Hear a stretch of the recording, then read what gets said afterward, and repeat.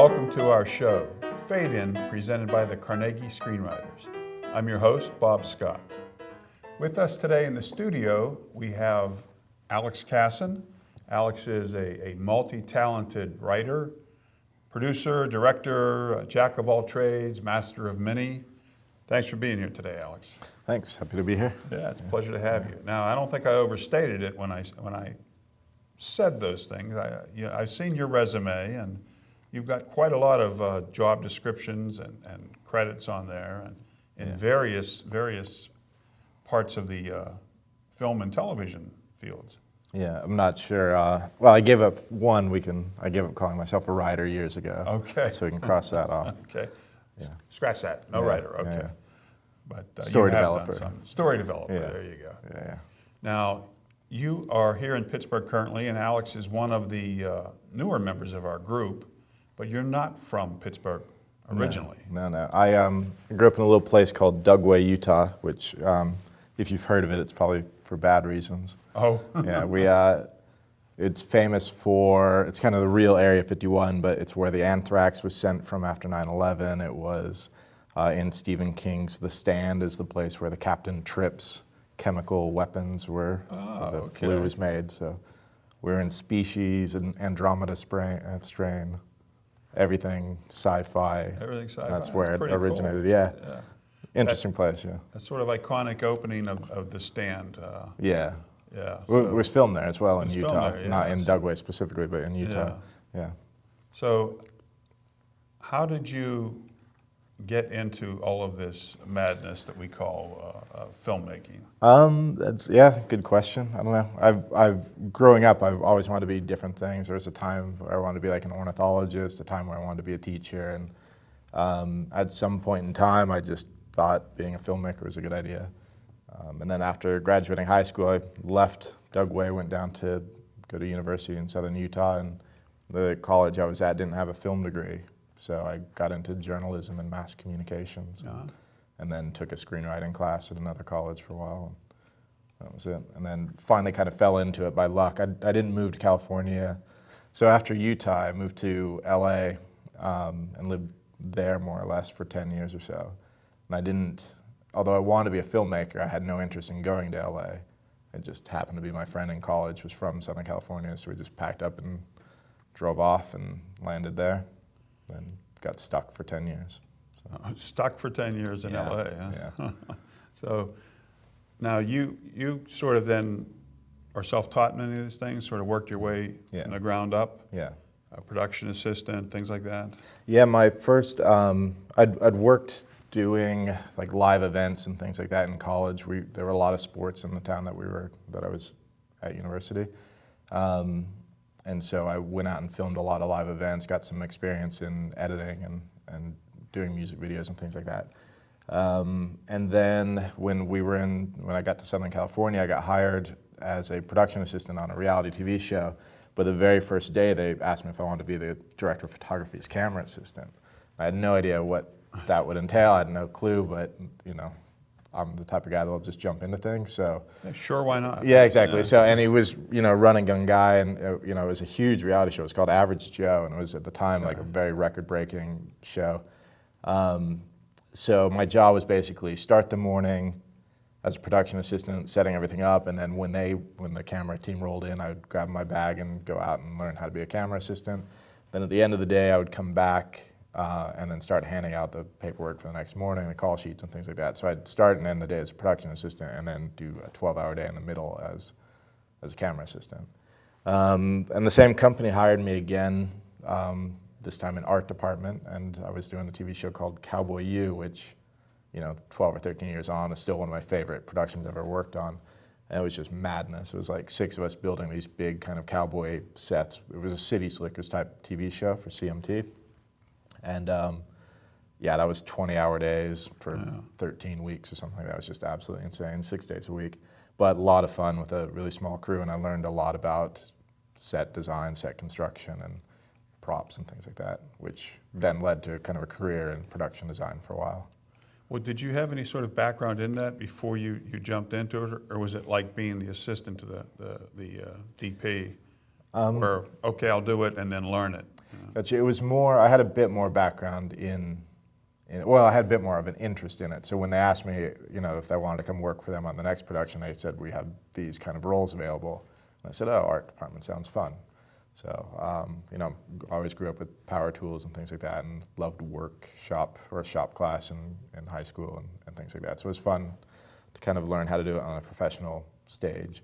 And then from there, I got an interview. I had no idea what I was doing at this point. So I'd only had the one job as a kind of set design or set construction, and then one other job where I flew up to Alaska for a week to be kind of an on-set props person. And then after that, I interviewed for a film, a director named Albert Pyun, who was, I guess his famous film was Cyborg in the 80s. It kind of made Jean-Claude Van Damme famous. Right. So he was shooting a movie called Bullet Face. And when I went into the interview, after kind of emailing back and forth with the producer, I kind of went in thinking I had already had the job. Like, they led me to believe that I had already been hired. So they had sent me the script. I emailed back with some notes. They said, oh, that's great, cool, you're on board, more or less. So I went into this, what ended up being an interview, thinking I already had the job. So I just kind of broke down the script and told him how I'd want to do it as a production designer. And then at the end of it, he's like, oh, do you want the job? I'm like, oh, cool. I had no idea that I was actually interviewing, or else I would have bombed it and changed, you know, trajectory there. Went in a lot more relaxed, I'm sure. I guess, yeah, that was it. Yeah, I've done, you know, some interviews I do really well and don't get the jobs. Other ones I blow the interview but get hired anyway, so yeah. That's sort of like auditioning, Yeah. you know, as an actor. You go in, you think you nailed it, you never hear anything, and Yeah. other times you leave, why did I do that? And they call you, so. Yeah, it's a bizarre industry. Yeah. So, and then, yeah, so from that point on, I kind of split my time between production designing really terrible, low budget kind of sci-fi and horror films or action films around LA. Ultra low budget, where it's kind of one-man band production design. Doing all the props, doing all the set dressing, building sets. You know, every once in a while I'd be lucky enough to get a couple crew members. And then otherwise, if I wasn't doing that, I was working in post-production for reality TV shows, doing a lot of like transcription work and, you know, story department work. And you worked on some other well-known reality shows, I believe, correct? Yeah, quite a few. Yeah. Dance Moms was one of them? Yeah, so that was one of the first jobs I got when I was in Pittsburgh. And so from LA, I kind of got sick and tired of LA after a very short period of time, and I traveled around a lot. And about 2004 or so, I came to visit a friend from high school who was living in Pittsburgh. He was going to University of Pittsburgh up here, and I just kind of slept on his couch for 6 weeks or whatever and traveled on. So got to know the town a bit, really enjoyed it. I like crappy weather, and this is pretty good, or unpredictable weather. We'll call it unpredictable, Yeah, not I like temperamental weather. I like seasons. I love hills and trees and rivers and things, whereas LA is none of that. And so I got really bored of LA really quickly and knew I wanted to be somewhere else, but I didn't know where I wanted to go, and traveled to New Orleans. I traveled, you know, back to Utah for a bit. Eventually, I was production designing a short film up in Portland, and I just fell in love with Portland, but it took me a couple of years to get out of LA, get up to Portland.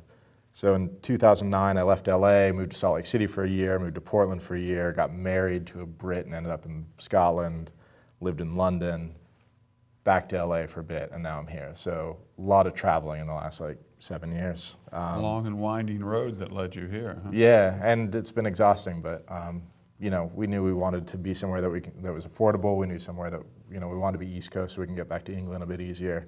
And then, like I say, you know, I like the city, I like the weather, I like the scenery. So. And your wife is also named Alex, is Yes, that correct? yeah. She's also an Alex, yeah. And how did you two meet, if I may ask? It's a bit of a long story, but it's Chuck Palahniuk, the guy that wrote Fight Club. We were both a huge fan of the movie. And I used to run the screenwriters portion of his official website. So he's a writer. Okay. He has a lot of people who follow him who also want to be writers. And so there was a writer's workshop. And then from that, there was kind of a sub-screenwriters workshop. So I used to kind of oversee that. And then she was just a fan of his. And we would all get together, you know, once a year. People from all over the world would travel together as an excuse for kind of like a writer's workshop, but it was just a bunch of people from the internet getting together and drink and party. So, sounds good. Yeah, so we had one in like Austin, Texas, which was fun, and that was Austin actually is an amazing town, but I could never live in the desert. And so we were looking for places that were like Austin, and that's where I found Portland. So we did one in Austin, we did one in Indiana somewhere, and then the first one I couldn't make was in New York, and she flew out for that one. So I didn't meet her at that point. We knew of each other kind of very roughly on this website, and you know, we never actually corresponded. We just, you know, two nameless, faceless people on a website. And then we were holding one in LA, and I just kind of put out, you know, a message. I'm like, if anybody wants to crash on my couch, you know, you're more than welcome to just hang out and play poker and whatever else we do at our place. And she messaged, she's, I'm flying in from England. Do you mind if I use your couch? And I'm like, yeah, okay, cool. And then we just kind of started chatting from that point. And at some point we had to get married to find out if we really wanted to hang out with each other and get to know each other, and it worked out well, yeah. Okay. Good I guess backwards, that's one way to yeah, go about it. yeah. Yeah. Sounds like the premise of every romantic comedy out there. Yeah, probably, yeah. But no, it worked out well. We kind of did a long distance relationship for about 2 years, a year and a half, something like that. So she would fly out for 6 weeks or whatever, and I'd fly out for 6 weeks. You know, so we'd see each other twice a year. Now you lived in London? Yeah, so the goal was to get married and stay in Portland. So she had applied for her visa, and I was living up there at the time and absolutely loved the town. And I was just in the middle of filming Buskers and Lou, where she gave me a call up, and like, it was the day that we went to film our kind of big finale party scene. And that morning, she calls and says, I've been accepted to a university up in Dundee, Scotland. Do you have any interest in moving to Scotland? And I'm like, yeah, okay, that's fine. So instead of getting married in September and having her fly out there, we decided to change gears, and we were getting married in July and moving out to Scotland. So I had like a 3-month period to get my visa sorted, get my life sorted, get married, fly to another country. It's all part of the rom-com sort of scenario. Yeah, exactly. Somebody should get on this. And then yeah, from there, so we spent a year up in Dundee, which was, you know, was interesting. Met a lot of great filmmakers up there, and it's definitely kind of a city on the rise. And then we thought we'd go to London for a year, but ended up staying for 3.5. Huh. So. Did you do filmmaking over there in the UK, in London, in Scotland? Yeah, I did. So anytime I've moved a lot, like I say, and every time I do, I have to kind of start over from scratch. So when I'd carved out a bit of a career for myself as a production designer in LA, but when I moved up to Salt Lake City, I couldn't find much work, so I was working as kind of an art assistant on a reality show about dwarves and chocolate factories. And then, yeah, the long story for another day. Oompa Loompas by any chance? No, but they played that, they were in on the joke, so the day that we showed up, they had the music going on, yeah. Lovely couple. It should have just been an actual documentary, but it was called Little Chocolatiers for TLC, and it was. Okay, yeah. Yeah, it was interesting. We're making like life-size bowling alleys out of chocolate or bowling lanes and things. So yeah, I wasn't finding the work I wanted, basically, and then moved up to Portland, and again couldn't find work that I wanted. I was getting hired as a production assistant on whatever big reality shows were coming through, like Biggest Loser, American Idol, things like that were coming through. Same thing goes when I moved to Scotland. The cost of living up in Dundee is quite a bit less than LA and New York, so I was able to LA and London. So I was able to take jobs that I probably wouldn't have been able otherwise, and I got hired as, you know, sound recorder for a short film that was filming up there. And then after a few months, I was producing music videos and things for a company called Flyboy that is based out of there. So when in Portland, you know, I was finding these reality TV production assistant jobs, but then found myself producing for other people. So everywhere I move to, it takes a while to kind of build up from what I'm getting hired to do to what I want to do. But London is a bit of a different beast because the cost of living is so expensive. You can't walk out of your flat with, you know, and spend less than like 50 quid. Like, it's impossible you have to be making a decent income there. And, you know, luckily my wife was making some good money, and I was working, I actually stepped away from the industry for a while, and I was working for a company called Vitsu, which sells like high-end shelving units and things like that. But it was really great, fantastic company, fantastic group of people. Wasn't getting paid very well, especially in London terms, but You know, it's just, there was a lot of boxes it ticked. And then after a while, it kind of afforded me the ability to go out and meet other filmmakers. And by the end of it, I had grouped, you know, teamed up with some other filmmakers, and we had these plans to shoot a short film a month. But then my wife's visa came through like really super quickly. So we only got one done. We were halfway through, you know, like prep work for another that we were really excited for, and then moved away. Well, the networking is such an important aspect of it, you know, meeting people, whether it's online or in person, as you well know, and always having the business card ready, or, you know, something to send them, whatever, resume or reels or whatever. It's really a people business, and making the contacts, I think, is so important, as you know. Yeah. Well, that's, I need to update my business card. I still got my British phone number on it. But yeah, I've just kind of gone through and revamped my website. And your website is? www.alexcassun.com. Check that out. Yeah. And then I've got a film production company. It's just, again, one of these like one-man band operations, but that's Indie Ground Films. So Indie Ground Films. Yeah, www.indiegroundfilms.com. And that's, at the moment, it's more of a, like a blog site. We have a couple of writers throughout reviewing events and films and things. Well, you mentioned the Buskers in Lieu. You were working on that. That's one of your projects, right? One of your films. Can you tell us a little bit about that? I think we have a trailer.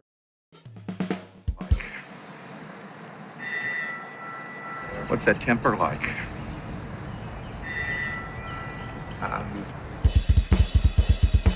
Shut up for a second. Shut up!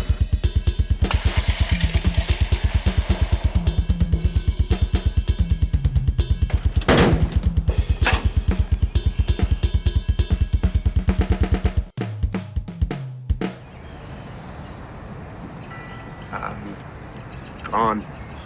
Gone. Yep. Yeah, Maybe you could fill us in a little bit about that. Yeah, so I guess backstory with Buskers in Lieu is I had written, when I was in LA, I had written a script called Thumbing about a truck driver, a kind of middle-aged truck driver, a 20-some-odd hitchhiker, and a dog. And they were in a cab of an 18-wheel truck driving through the desert in the middle of the night. And the whole thing was intended to be non-scripted, so we didn't want to throw the script out the window and just really work with the actors to develop the characters, and then I was going to have some twists and turns for them along the way. And it was mostly self-contained to this vehicle with a few stops along the way. It ends up being a bit of a suspense film, and you know, it's just a drama. I'd had a line producer attached, and I'd gone out and had a few meetings, and every one of them kind of balked at the idea of throwing the script out the window. And I was really young at the time. I had no idea how to really talk to money people. I still have no idea how to talk to money people, but at least I can fake it a bit more now. But basically, one meeting ended with this guy he was a ex-pilot. He had a bunch of money that he wanted to invest in films. He had a son who wanted to be an actor. And so, like, can you cast my son in your film? And I can give you $1 million to make it. So I'm like, that sounds fantastic. He wanted Tommy Lee Jones in it, which I said, good luck getting Tommy Lee Jones, but at least we're on, you know, I like your ambition. He wanted to do more drafts of the script to get flashbacks in there, and he wanted, you know, a romance to be written in. And I'm like, okay, I can work with all that as long as I can get my director's cut. He didn't understand the non-scripted thing, but I didn't really know how to discuss it in a way that made sense to him. And then he wanted to he wanted to hire somebody else to direct it, a friend of his, and he wanted to give me $5,000 for the script.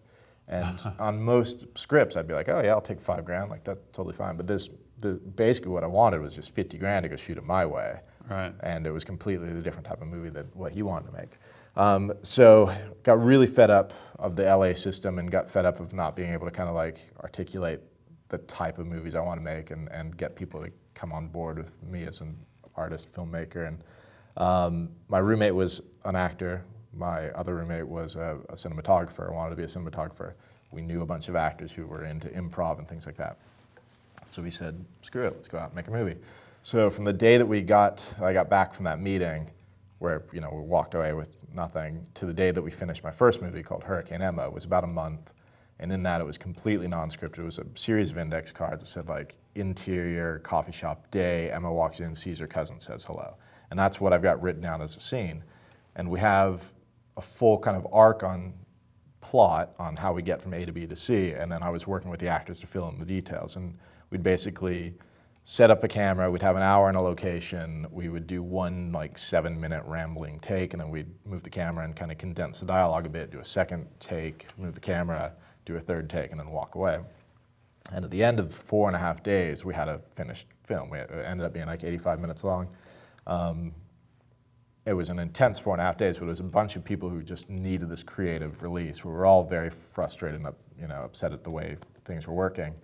And I just kind of fell in love with this process of like, that's probably about the time that I stopped calling myself a writer, was like, I don't have to write a script. Like, other people's dialogue can be better than anything I come up with, and it was fantastic. Well, that's kind of interesting. Non-scripted or minimally scripted, where you're really relying on the actors to improv, sort of bring it to life. That's a departure from what many of us know as, writing the screenplay as the blueprint for the film. Well, I'm really a big fan of, one of my favorite film directors is Jim Jarmusch, and he writes very minimalist scripts. I'm still trying to get my hands on a few, but he likes having room to grow on set and room to improv and room to experiment. Another, like Richard Linklater, is a huge influence on me. And so these movies that are just very kind of organically grown characters and just wandering around having adult conversations with each other is something I'm really interested in. And so Hurricane Emma was more of an exercise in getting something done because we were all frustrated. And I followed that up with Buskers and Lou when I was in Portland. And that was a bit more scripted, where we sort of knew the entire trajectory of Lou's story. And we put dialogue on a page, which I didn't do for Hurricane Emma, but we were totally free to go off that dialogue if we wanted to. And then the other side of the story was his friends, the Buskers, and these people that he used to know, but they've kind of branched off and done something different with their lives. That was supposed to be entirely improv. And by the end of production, we ended up raising like $5,000 or so on Kickstarter to do production costs, and I ended up bringing on a couple people to kind of help produce it. And we just ran around Portland with 2 cameras and some actors and a little DSLR, so we'd blend in a little bit better. And over the course of 3 months, we'd just pick up a scene here and a scene there, and hopefully had enough movie. And then all of a sudden I had to move to Scotland, and so I went over there with all my files and just prayed that I had enough footage to make a film out of it. Had to do a couple pickup shots at some point later down the line, but for the most part it was a completed film. So. Now, I've heard you use the term mumblecore. Is that correct? Yeah, it's a phrase that mumblecore directors kind of hate, but it's just an easy kind of definition. But it's loosely described, I guess, as ultra low budget talkie dramas, and I mean, but these exist in any sort of or any decade of filmmaking, like whether it's Woody Allen films and things like that. Those probably would have been mumblecore in the 70s and 80s or whatever. But generally speaking, it's just ultra low budget, semi-scripted. Semi-scripted, or non-scripted. And some of them, there's a fantastic one called Luke and Bree on a First Date by a director named Chad something, I can't remember, Hardigan, maybe. And he's gone to Sundance with a couple of his films before, and great little director. And I thought his films were non-scripted. They definitely had that vibe of like feeling very naturalistic and kind of dialogue. It feels improv, but it turns out all his scripts they're fully scripted. Every word is as they appear. So they can be tricky, but the Duplass brothers are probably the most famous example of mumblecore, and they like to do genre films. Like they do a lot of sci-fi or semi-sci-fi films. Blanking on the name of the film, but they've got a couple horror films. One called Baghead, which is a bunch of frustrated writers who go to a cabin to kind of work on a script, and it turns into a bit of a horror film. They've got another one that came out last year called Creep, which is brilliant in that it's just 2 actors in the entire movie and 1 location, and it's Duplass brother is the main character. He's just an interview subject, and then there's a guy doing kind of a day in the life documentary of him. So very, very simple structures, but really good movies. And it's all about the talent that you get, the people that you get. Oh, yeah. That's what it boils down to. Well, what are you working on currently then? That's a very good question. I've got a lot of stuff on the go, but I'm working on a script called Getaway, which is, just a bunch of friends get back together for a reunion and hash out a bunch of old drama. And we'd love to get funding for that and shoot it this fall. And then otherwise, I'm developing stuff. A lot of different projects. Many irons in the yeah, fire. exactly. Yeah, but on top of that, I'm production designing a short, pilot called Trending by a local director called Chad Shannon. Who, we're hoping that turns out well, and he's going to pitch it around and try to bring a series to Pittsburgh. Cool. And then right now, I'm producing a promo for a sci-fi action film called Rogue for another kind of new import into Pittsburgh, a guy named Mark Cantu. So we were filming that until 2 a.m. last night. A lot of filmmaking going on here now. Yeah. Not just the Hollywood, Yeah. big Hollywood films that come here, but a lot of independent films. Yeah, that's actually, so we didn't move to Pittsburgh for the film industry like that. It just ended up being like this happy surprise. And yeah, it's been fantastic. So there was a season, when I first moved here in September, from September through December, I think I worked on 7 or 8 different productions, which was nice because I've been working kind of DIYing my house. So I was able to step away and make a little bit of money and come back to it. But, we were shooting Mindhunter, Outsiders, Downward Dog, Dance Mom. So there's some, big TV going on. And then, films come in, big budget films. But what I love are all the, one-man band operations that are out there just filming shorts on the weekend. Right. So what I want to do, and after having, I've been trying to meet with as many filmmakers as possible and just kind of get a sense of what everybody wants out of this town, but it seems like it's busting at the seams to have this mid-level film production industry that just doesn't seem to exist at the moment. And everybody here is incredibly resourceful, and there's a lot of creative go-getiveness going on right now. But it doesn't seem to be very organized in that mid-level thing. Like, where do you go to get the money, to get the funding to shoot your projects? And as far as I can tell, after having dozens of meetings, like, there's really only two filmmakers in town who operate in that kind of 50,000 to 500,000 range, which is exactly where I want to have a career. It's like these kind of low budget films. Do you have any advice for aspiring screenwriters, filmmakers, actors out there? I mean, the way you did it was sort of learning things from the ground up, on job training, so to speak, even though you had the journalism and some writing and some other skills that you brought to it. You sort of stepped in and just worked your way up through all these different things. What advice do you have? I guess the advice I would give is you don't have to rush out and go to LA. So I think a lot of people think that's where you need to go to make films, but you don't. You live in a world now where it's so cheap to get a camera, so cheap to get equipment. Meet other people who have the same sensibilities as you and just go out and film stuff. And whatever your interest is, whatever you think your interest is, try to get behind it. But be open to new opportunities. Be open to just jumping in and figuring out if you want to do something else. And just have fun with it, I guess. Have fun with it. Yeah. There you go. Yeah. Well, great advice from Alex Cassun, a guy who's been around literally halfway around the world at least, doing this stuff. So thank you so much, Alex. Oh, thank you. Pleasure to talk to you. Yeah. Pleasure having you here. So Thank you. that's all the time we have for today. Thank you for joining us. Thank you to our guest, Alex, and everybody here at PCTV and Carnegie Screenwriters. I'm your host, Bob Scott. And until the next time, may the muse be with you. Go out there and do something creative and have some fun. Thank you.